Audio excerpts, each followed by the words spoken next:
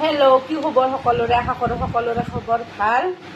আজি মই পন্তা ভাত খাব লৈছোঁ। এয়া পন্তা ভাত পূৰা একদম কাঢ়ি লৈছোঁ বেলাহত। আৰু এইবিলাক হ'ল চাটনি, এয়া হ'ল ডিমা এটা অমলেট কৰি লৈছোঁ, এয়া তিলৰ চাটনি, এয়া হ'ল মাছৰ চাটনি, তাৰপিছত এইখন চব মিহল দি কিনে এখন চাটনি কৰিছোঁ। তাৰপিছত এইটো হ'ল কচুৰ ঠাৰিৰ চাটনি কৰিছোঁ।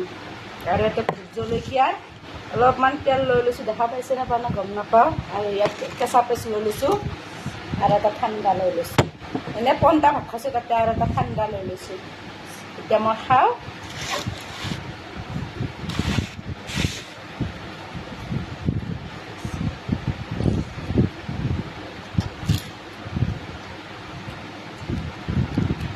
কচুৰ আঞ্জা দি, কচুৰ চাটনি দি খাই লওঁ।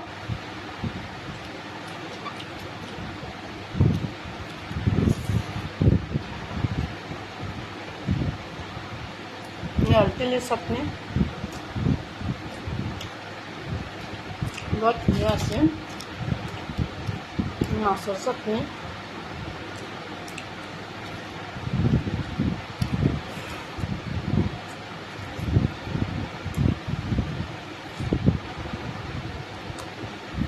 তাকো তিল লাগি গৈছিলে।